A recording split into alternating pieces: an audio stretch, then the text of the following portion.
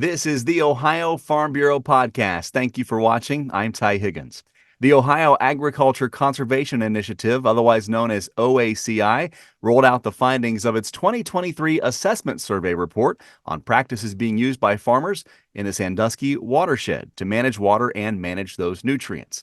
The assessment results show ample conservation efforts as well as areas for improvement and continued farmer education and resourcing by OACI. You can find out more about the report on this Ohio Farm Bureau podcast after this. Sometimes out here, you have to speak loudly. Our voice alone may not have as much impact as we would like, but my voice can be heard and influential through membership in Ohio Farm Bureau. My voice, along with tens of thousands of Ohioans, makes a difference when it comes to legislation, regulation, or litigation that can be positive or potentially harmful to those of us in the agriculture community. Become a member today at ohiofarmbureau.org. Because there is strength and members. Find out how Nationwide Agribusiness can help you grow your business. Get to know the people with the experience and knowledge to help you. Whether you are looking to protect your farm or ranch from the ground up, or need someone who understands your changing commercial ag needs. Find out how to better manage the risks of your ag business, or how quickly you can get back to business. Learn how you can protect your next with Nationwide on your side. Welcome to a webinar unveiling the results of the second assessment from the Ohio Agriculture Conservation Initiative. I'm Ty Higgins, Senior Director of Communications with Ohio Farm Bureau. OACI, as we're known, rolled out the findings of its latest assessment report on practices being used by farmers in the Sandusky watershed to manage water and nutrients. The assessment results show ample conservation efforts as well as areas for improvement and continued farmer education and resourcing by OACI. To go over the results, we bring in a couple of very special guests. Chris Swartz is a Wood County farmer and chair of the Ohio Agriculture Conservation Initiative. Jordan Haywisher is Director of Water Quality and Research with Ohio Farm Bureau. Good to see you both, and thank you for being with us today. Yeah, good morning. So for those who don't know, let's kind of set the stage about OACI, Ohio Agriculture Conservation Initiative, a partnership between agriculture, conservation, environmental, research communities, recognizing farmers for their dedication to advancing methods that improve water quality in Ohio and increasing the number of best management practices being implemented on farms across the state. I do want to show, as we share our screen, I want to show exactly who's involved in OACI. A number of organizations that you may not see on the same page, literally and figuratively at the same time. Chris, we'll start with you. We were in a room in Ostrander, Ohio, back in, I think it was 2019, with this conglomerate of groups. Pretty strange bedfellows, but OACI was born. Tell us about why it was so important to get all these organizations involved. Well, we came together there in Ostrander, and we had been working together a while as a group. I think all these groups had been working towards water quality. We were kind of, my analogy is we were trying to push the ball up the hill, but we were pushing from all different angles. We kind of had a revelation that said, hey, if we can all coalesce into one group and push from one direction, our chances of success will be very much improved. So we came together in Ostrander, we hammered out some differences, and I think this has been a strong coalition to really understand and improve water quality in the state of Ohio. Jordan, from that two-day retreat came two aspects of OACI. We have a certification program and an assessment program. Can you talk about those a little bit? Yeah, the farmer certification program is pretty self-explanatory by its title.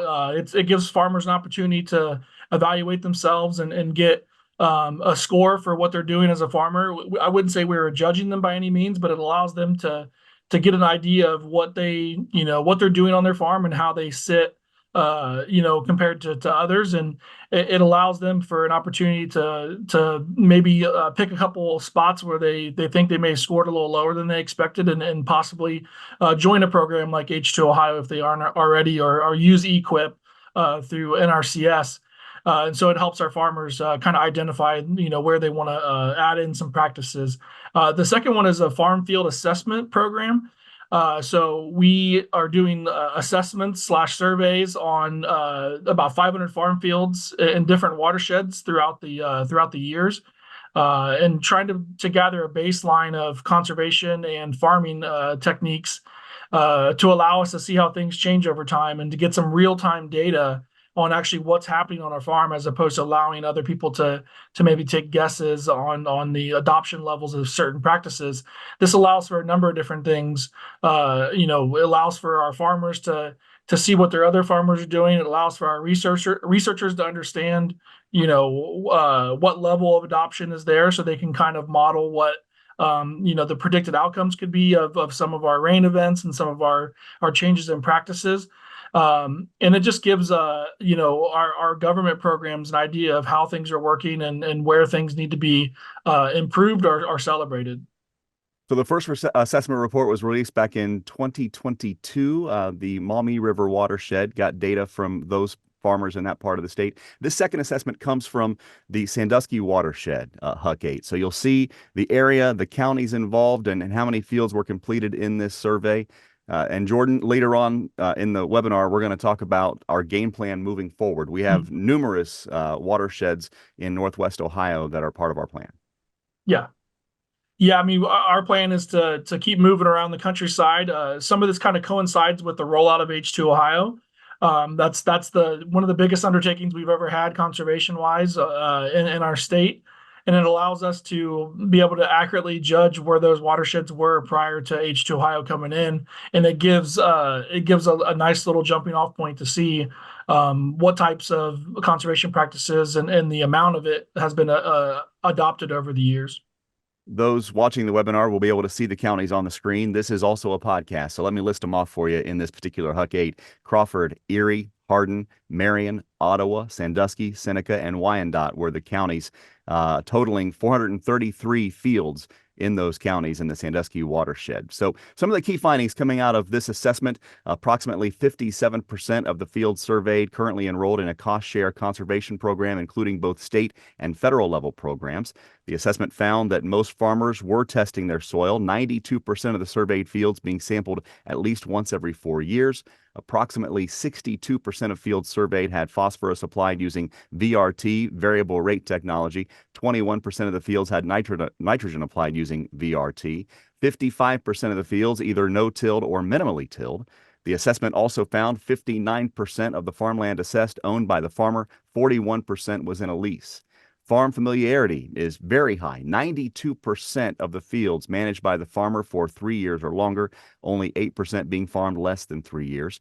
And farmers utilizing fertilizer retailers and crop consultants, 87% of the fields surveyed. So let's break down slide by slide, bit by bit, this assessment with Chris and Jordan, starting with that cost share program enrollment.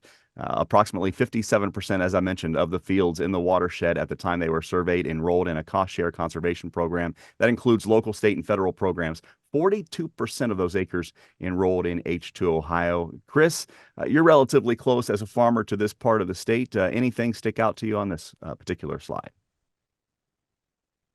I think it really shows the really tremendous steps for conservation that H2 Ohio has made, because, that's a huge part of the pie that H2 Ohio picked up that we were missing before. So that speaks out to me a whole bunch. This assessment was taken right at the start of the H2 program in those counties. So, I would expect to see with the next go around to see that even increase. So, 40% or 42% in one program anywhere in the nation is something I have just never seen in my conservation experience. Jordan, of course, you mentioned this coincides with H2 Ohio. We see that 40% there, but it's also important that this graph shows that farmers are doing other things outside of H2 Ohio, other cost share programs for water quality and nutrient management. Yeah, I mean, H2 Ohio is obviously the new kid on the street, but NRCS has had EQIP for a long time, and it's allowed farmers to do some of these things that H2 Ohio has provided as well, and it just goes to show that we need to keep adapting and evolving these conservation practices, because farmers will show up if they feel like it's worthy And I feel like H2 Ohio has done a good job. ODA has done a great job of being flexible and trying to change things over the years to as they hear feedback from farmers and OACI and other groups, they start to mold these things for even higher adoption rates. So I think this is a good sign that our farmers are willing to step up voluntarily and do some of these programs that offer logical payments and logical timeframes and things like that. Now we get into more of the demographics of the. Go ahead, Chris, please. Yeah, I just want to go, if we can go back to that, I just want to say one thing though, that even though we're looking at that, there's 43% not enrolled in a program. I don't want the public to take that 43% are not practicing conservation. They're just not enrolled in a program. And we all know that they're still doing almost all the same good practices the rest of us are, but for some reason, they don't choose to be enrolled in a program.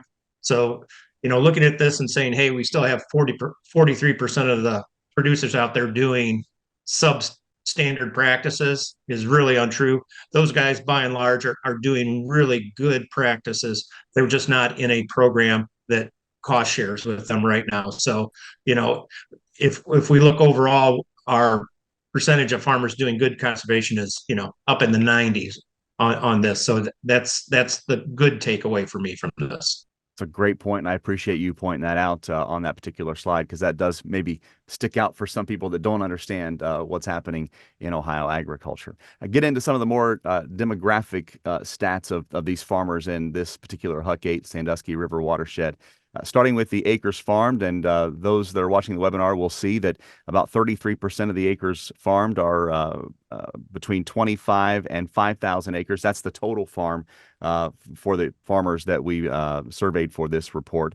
About 29% from 0 to 500 acres, 17% from 500 to 1,000 acres, and 13% from 1,000 to 2,500 acres. We get a little bit lower down to 7% for 5,000 acres and above. So why is that important, Chris and Jordan, that we talk about the acres farmed here from a demographic standpoint? I mean, I think it really helps us. Oh, sorry, Chris, go ahead. I think it shows a lot. For me personally, we always have this storyline that people are telling that our landscapes are dominated by these huge, what they would call a mega farm that, are farming hundreds of thousands of acres. They're 20,000 acres. But this shows that, by and large, this watershed is farmed by small individual family farms. Family farms are accounting for almost all of that except 8%. So that is really, really impactful for me, for people who think that, this ground is being farmed by somebody out of their community, out of the neighborhood who may come in and not care about water quality. These guys are, they're homegrown. They're farming by their houses and homes, and they want water quality just like the rest of us. I think also too, it's interesting that, average farm size is about 73 acres, or average field size in this survey. It also goes to show you the challenge that some of these farmers have, even though if they are big farmers, they're taking 25, 50, 100 acres at a time to do some of these programs. And it's a lot of work. It's a lot of paperwork. It's a lot of time to manage each one of these units and in fields. And so it just kind of goes to show you that, even though some of these people are farming, big acres, they have a lot of management that goes on to try to get these programs in place. On to ownership status, and 59% owned or controlled by the farmer, 31% long-term, 10% short-term as far as leases go. Jordan, this is kind of surprising. We've always heard about a 50-50 split in this particular demographic. Yeah, traditionally it's been that 50-50 split from what we've seen, but this is the purpose of doing these assessments too, is to get these localized data points. This allows for potentially different approaches. A lot of times, if you think, if there's a watershed where there's a lot of leasing going on, then there's maybe a different approach than those who own. And so this shows me that change can be made more securely, right? Our farmers want to make those changes and put practices on the ground, but sometimes they don't feel that security. And so the fact that 59% are owning that land, that really helps us if we're trying to get some of these programs off the ground, and may be a reason why when we come back in a few years in this watershed, that we can make a big difference in adoption rates. And Chris, that leads into our next slide here, talking about years farming the field. 92% of those surveyed have farmed the field for more than 3 years, 8% less than 3 years. That's an important factor here. It sure is. In conservation, we always look at long-term benefits because, we know that a lot of the practices that we embrace, they don't have a 1 year payoff. They have a multiple year payoff before you really see the benefits of putting those practices on the ground. This is showing that, those farms are largely have a tenure of a farmer who's been there a long time. So he's more likely to invest in some of these practices that may take 2 or 3 or 5 years to pay off. But I think that's very encouraging on a water quality front. Getting into more of the practice and practical side of our assessment report here for the Sandusky River watershed, starting with tillage type. The type of tillage used on fields surveyed within the watershed, with farmers using rotational tillage on 71% of the fields, 61% of the fields no-tilled, minimally tilled, or strip-tilled. Jordan, talk about this graph a little bit. Yeah, I think this is probably the start of some of the data where you'll hear me say a lot, I don't know what's good or bad necessarily, but this is just the where the fields are shaking out, and this allows us that jumping off point and how to compare to what 3 years from now will look like. But I think one of the things that's interesting, I think 6% strip tillage is a decent amount. It can definitely tick higher, but it's a practice that's a little bit more new and definitely more expensive, but something that research has shown, does a great amount for keeping your nutrients where you place them. And so that'll be interesting to see how these numbers change. Obviously, we want that annual tillage percentage to tick down, but sometimes you got to do it in some of these fields. And so does that turn into more rotational or just every once in a while? So we hope that this one is just one to watch, and it'll be very interesting in a few years to come back and see how some of these numbers have evolved. And Chris, it's not a one size fits all here. One farmer may be doing 2 or 3 of these things, correct?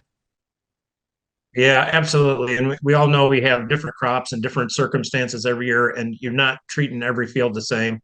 But I think this is a pretty good graph. I like Jordan's point about the annual tillage being less than we probably would have seen 10 years ago for sure. That would have been a quarter of the pie or maybe half of the pie. And, all those other practices are things that we're going to encourage farmers to move to away from annual tillage. And I think the strip till at 6%, I would expect to, when we do this in 3 years, that's going to have a huge increase. When it comes to nutrient management and recommendations, as other surveys and studies have concluded, commercial fertilizer is the majority nutrient source at 80% used in the region of the Sandusky River watershed, manure coming in at 14%, compost at 16%. Jordan, this really is different from a lot of the narrative that farmers hear from those outside of agriculture about what's happening in Northwest Ohio. Yeah, obviously it's easier to target the thing that smells, the thing that you can see more often in the field. But the truth is it's still a small amount of the pie. In other watersheds, we've seen maybe upwards to 20%. So this one's even smaller. And I think it just goes to show that, there's a wide array of nutrients that are going on in the fields, and one shouldn't be targeted than the other. And all these conservation practices and things that we're doing and we're informing our farmers to do is use it the right way and get it down the way it's supposed to, and then it'll be just like any other nutrient. Chris, from a farmer standpoint, how do you read this one? I think it's spot on manure. I'm surprised that the compost is that high. Truthfully, that seems to be a little higher than I expected. I mean, from a conservation perspective, I'm looking at that, we still need to concentrate on the commercial fertilizer end of our programming, and not that we're turning a blind eye to manure, but 80% of the pea going out there is through commercial applications. So that we have to go where the big bite of the apple is. Soil testing, very important as the conversation between water quality and nutrient management continues in Northwest Ohio and really all of Ohio now with the expansion of H2 Ohio. Looking at the frequency of soil testing, a very important aspect to understanding what's exactly happening on your field at any given point in time. And Jordan, there are some recommendations out there from Ohio State and other agencies that farmers seem to be adhering to. Yeah, I think, you know, this is one of the similar to other surveys we've done. This is kind of the old adage that can be kind of put to bed that also, you know, farmers need to be soil testing. Well, they seem to be having that information in their hands, and that's great. And that really goes to show the relationship they have with retailers and the push to get, you know, soil test information so that they can get a nutrient management plan written and get, you know, the fertilizer on their fields according to that plan. And I think that really goes to show that, you know, we can almost put the check box next to this one, like this one's mission accomplished. The farmers are soil testing. They have the information in front of them. And now it's about how we use it and make sure that we're developing those nutrient management plans that can get that nutrients on the ground according to the standards. 16% of the fields sampled every 2 years, 39% every 3 years, 37% every 4 years, and only 8% more than every 4 years. So 92% of those fields being tested within a 4-year basis. Chris, that surprise you? No, I think that's about where I expected it to come in because, you know, additionally, this is in this watershed right before we're getting into H2 Ohio. H2 Ohio is going to enhance or induce people to test more often. I think we go back here in another 3 years, that 16% that does every 2 years is going to increase because I think producers are going to see the more often they test, the better decisions they can make, and it's economically advantageous for them to test more often, even though it costs for soil testing. So I'll keep watching this for the next time through that watershed, but I think that'll change significantly. The technology for soil sampling has changed dramatically over the last 10, 15 years. As far as soil sampling types go in this assessment report, 67% of farmers using grid to soil sample, 18% using zone technology, 15% still at a field composite level. But Jordan, to find out that 85% of farmers are using this as a way to sample fields is pretty promising as well. Yeah, this is the doorstep to more precision, right? So this allows for the farmers to have that information of all the different things. So when we talk about grid and zone sampling, this is divvying up the field in different sections and allowing for more precision, you know, soil sampling, not just, you know, here's the levels I think that are happening across the field. And so this allows for it to be used in many different ways and allows for more efficiency in terms of you know, getting fertilizer on the ground. This may not even be less fertilizer on the ground. It just may be distributing it in a better way across the field and allowing for you know, the maximum utilization of that crop being planted in that area. For fertilizer recommendations, farmers utilize fertilizer retailers and crop consultants for 87% of fields surveyed. Farmers use their own knowledge regarding fertilizer on 12% of fields surveyed, and 1% used lab results. Jordan, it goes to show that you know, some of that technology is coming from a third party when it comes to these fertilizer recommendations. Yeah, I mean the consultants are definitely a trusted source here. I mean that's their job is to see what's going on in those fields, use that soil test information and use the history of that field to create a plan, and it shows that the farmers are trusting that, and that's, you know, it kind of goes hand in hand with that soil sample information. It's in one package for a lot of these farmers where they can pay to get all these services done at the same time, and that allows for you know, more data. You know, our farmers love that information and love a little bit more precision when it comes to exactly, you know, what and why they're putting on their fields. Chris, takes the guesswork out of it from a farmer standpoint, doesn't it? Yeah, I think so. I mean, it shows that our farmers are listening to their retailers. I mean, go back to the previous slide where we had a lot of grid samples. We have some retailers over there that have some really strong programs. And for me, it's a step away from years gone by where farmers, you know, they took their crop off and they put 200 pounds of DAP on and 200 pounds of potash, no matter what, and called it a day and went on to the next year. So I think this is a pretty impactful slide that the guys are really looking for professional advice and not just leaning on some old thing that they had written in a notebook that's how dad used to do it or I used to do it 10 years ago. So I think this is a really nice slide.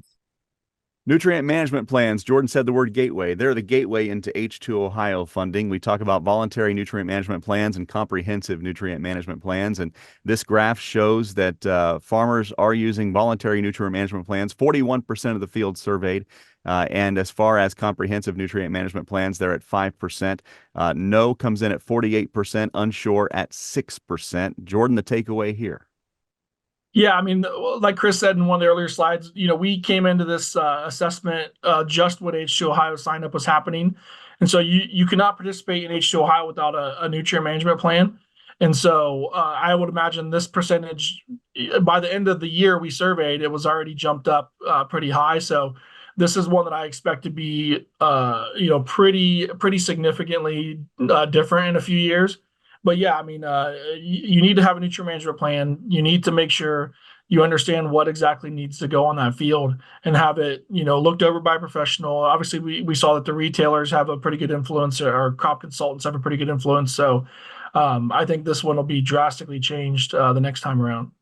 We also surveyed placement methods for nitrogen. And to go along this graph here, 49% use surface application, 56% injection, 66% of the fields surveyed using a starter fertilizer on the planter, 30% applying in row with the planter, and 33% applying as 2x2 with the planter. Chris, these kind of add up to what you would expect as far as placement methods for nitrogen are concerned? Yeah, I think so. I mean, I think my big takeaway from this slide is that farmers are not putting all their nitrogen on at one time. They're using a whole bunch of different timings to put it on. That's what we've been advocating for. Put on small doses, limit your loss. So I think this is a really good representation of what's going on in that watershed. Yeah, you mentioned timing. And so, Jordan, we'll go to this slide here. We did survey the timing of nitrogen applications. Pre-plant was at 26%, starter with planter at 32%, side dress between V1 and V6 came in at 36%, mid-season V7 to V10 at 4%, and late season, talking V11 to R1, about 2%. So that kind of makes a lot of sense to what Chris was alluding to. Yeah, and just to make a point, this doesn't mean they only apply in these areas. These are farmers that indicated they applied on that field in any of these, so they could have picked multiple of these selections. And so it goes to show you that they are spreading that N out. I mean, fertilizer is expensive. The weather is variable. Our years have been a little funky recently. And so being able to kind of spoon feed and pick and choose those times that you get your nitrogen out is great. And I think when some of these growing seasons are good, like we've had the last couple of years and most of the state, those corn plants can really take off. We also wanted to find out about, yeah, go ahead, Chris. The other thing on that slide is except for the pre-plant, all those applications are pointing towards injecting the nitrogen. The late season, no, but starter, the side dress, the mid-season, those are all by and large ones that we're putting the nitrogen under the ground. And another practice that H2 Ohio has really been pushing to, put nutrients down where they're not running off the surface. Always wondering about how technology is being utilized in this whole process. So we looked at other nutrient management strategies, including variable rate technology, or VRT. 62% of fields surveyed had been using variable rate phosphorus application versus 38% using fixed rate application. 21% of fields surveyed been using variable rate in application versus 79% using fixed rate application. 37% have VRT capabilities that exist on the farm versus 63% that are through a supplier. Jordan, what sticks out here? Yeah, I mean, this is another one that's hard to know what's good and what's bad, what would be adequate or not. I think, again, 63% of the VRTs through the supplier, that really goes to show you that kind of progression that we've seen. Soil tests, recommendations, VRT applications through the retailer, and that's kind of one big package. I think one thing to note here, 62% are VRT phosphorus applications. That doesn't mean that the other ones are just saying, heck with it. Sometimes the fields are not variable enough for them to apply with that method. Some of the bigger farmers that we deal with, they would do it in a heartbeat. some of the fields just are pretty smooth nutrient rates across the field, and it doesn't really do anything for them. So that's one note for that. But the nitrogen variable rate, I would say that's a little higher than I expected, but I guess in that watershed, it may be a little bit more popular. But I think we'll see the VRTN become more popular as time goes on, especially as we continue to fertilizer pricing and things like that. I think we'll see farmers get more creative with trying to make sure the rates are working for them. So, Chris, from a farmer's perspective, how accessible is VRT technology from a cost standpoint? If you're going to do it on your own farm, it can be somewhat costly. I think this shows that most of the suppliers, or all the suppliers I know around me, can do variable rate. That opens it up to everyone. I think these numbers show that farmers are embracing technology and that it's working for them agronomically and economically. And I think those numbers are higher than I would have expected. I'm really pleased by them, but I'm with Jordan that I think those numbers are going to increase significantly by our next go round. We took a deeper dive into manure application as well. 98%. Well, I should start with the headline. I don't want to bury the lead here. 14% of the fields received manure of the fields that were assessed during this latest survey of the Sandusky River watershed. 98% of fields surveyed fertilized by using appropriate setback distances to critical areas for manure application. That's according to the 590 standards. 31% of fields surveyed using subsurface manure application. 80% of fields surveyed incorporate the manure. 44% of fields surveyed had subsurface manure applied into vegetative cover or an actively growing crop, which helps keep nutrients in the field. So, Jordan, again, the narrative around manure does not match what our survey results are telling us. Yeah, I mean, I don't think people understand. Our general public understands that we can't discharge nutrients into any body of water. When that happens, there's penalties. Our farmers, really want to make sure that those nutrients are utilized on the fields for their crops. And this just shows that they're definitely doing that and trying to get it, incorporated into the ground or taken up by a vegetative cover or an actively growing crop. And I think we'll see these numbers again increase as time goes on. Granted, we only have such a small piece of the pie here to actually evaluate. 14% of 433 fields definitely takes our numbers, that we're evaluating down.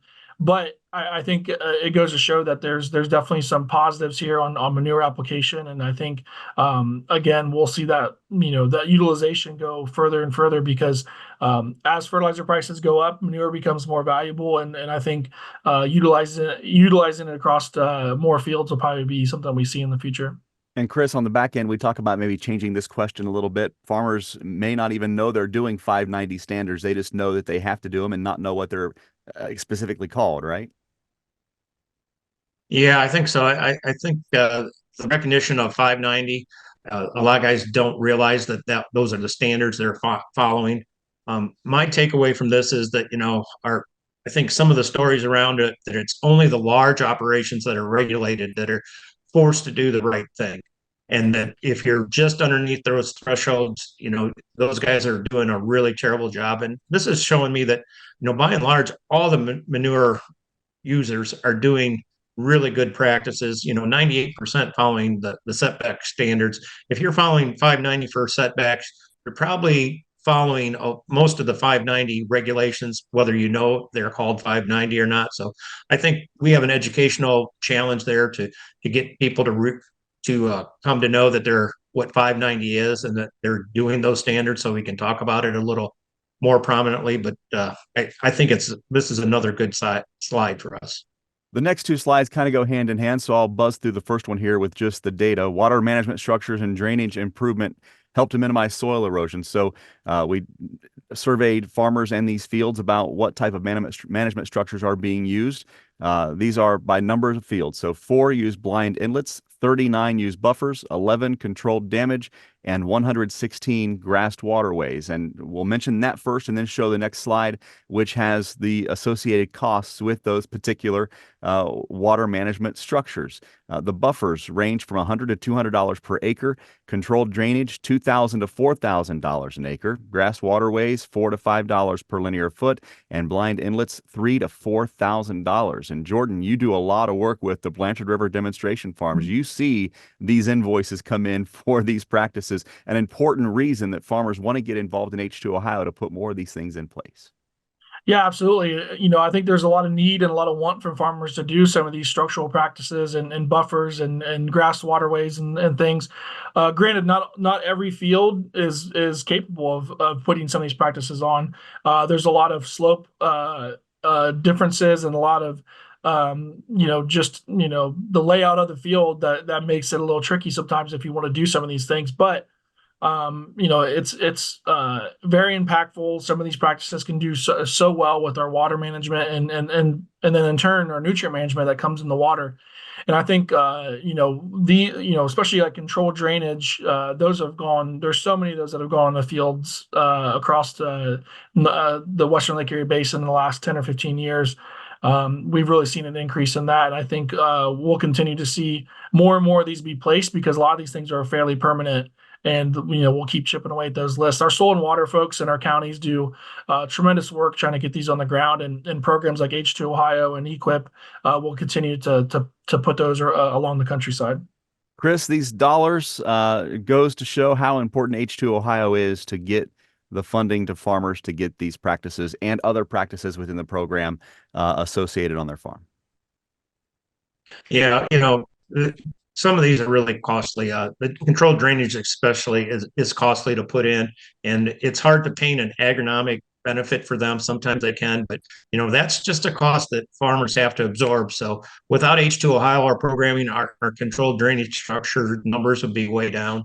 The beauty of all these structures and all these practices is they're long term. I mean, once they're in there, they're going to be there 10, 15, 20, maybe 30 years. So you pay for it now, but those things are going to do water quality benefits well into the future. And we had that upfront cost, but from here on out, we're going to be reaping those benefits without a lot of additional costs. Been mentioned a time or two. I do want to mention it one more time, is that the survey was completed throughout the 2023 referencing crop year of 2022. So that's prior to the implementation of H2 Ohio practices. Farmers may have gotten signed up for the program, but did not have the time frame in order to put some of those practices they signed up for in place. So it's important to notice that as you read the conclusion of this report. And Jordan and Chris, I want to get, before we go into our future assessments game plan, just your key takeaway from this assessment of the Sandusky River watershed through the OACI assessment report. And Chris, we'll start with you. I think the numbers were overall way stronger than I thought they were going to be. I'm really hopeful after H2 Ohio hits that those numbers are going to be really huge. I thought especially the amount of producers embracing technology and using all those, grid sampling and VRT, that was really impactful to me. And I think that paints a bright picture for the future in that watershed. Jordan, key takeaways for you. Yeah, as I'm kind of a researcher at heart, and a lot of times when we enter these ventures, it's very easy to be like, I just want to focus on what lifts up the farmer and shows what they're doing great. And this survey made it pretty easy to do that. I think there's a lot of positives there, and I think again, some of them are hard to judge. We don't know what the threshold is for great when it comes to some of these adoption levels, because everyone has something different going on in their field. But I think this is a good start for this watershed. I think if I was a farmer or a soil and water technician or worked for NRCS, I'd be pretty proud of the progress that's been made in this watershed. And we'll continue to monitor it and come back with an assessment in a few years. And I think it'll be a pretty good highlight for this area. This is the second assessment of many that we have planned. You'll see here in this graph that we have a game plan through the year 2027 as far as watersheds that we're going to be surveying in the future. Another one later on this year, the Scioto River watershed. We'll have results here between now and the end of the year.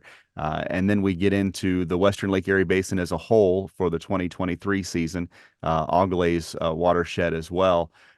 Jordan, I do want to emphasize that although these reports all come from OACI, they're from different Huck 8s, different watersheds. The first assessment kind of stands on its own. The comparison should not be made to this particular watershed. Now, when we get to these watersheds for the second time, when you go left to right and see that second X, that'll be a time to really compare and contrast what we're seeing as far as those watersheds are concerned. Yeah, I mean, like I said, these are baseline data points, and the true evaluation and the true judgment, for lack of a better word, will be in that 3-year period afterwards to see what's been adopted and where those levels are at. Especially if we don't necessarily know we don't know every couple of years if H2O is going to be funded in the future because it's part of the biennial budget. And so it helps all of our partners and all of our program folks in the government to see how their programs are doing, see how they're affecting things, how they're increasing things. But again, as a researcher, I'm super excited to get down the road and get some of these results back from these second assessments, because that's when the real dissection of the data can be done and a lot of good results displayed. And Chris, I want you to, before we wrap up, talk to the fact that all these Huck 8s just have different characteristics, where they are in comparison to Lake Erie, the topography, the soil types. So the results we get are going to be different because of the different aspects of each individual Huck 8. Absolutely. We're all laying in a different part of the world. For me, I'm a heavy, flat, black ground, and we get into some of these other Huck 8s. They're a little more rolling. So those are going to change some. The way the glacier came across and fields with 8 or 10 different soil types, it changes things for all these people. And, there's some influence. Some of the areas have a higher influence of livestock too. So those we're going to have a lot of changes across these watersheds. We're not all similar.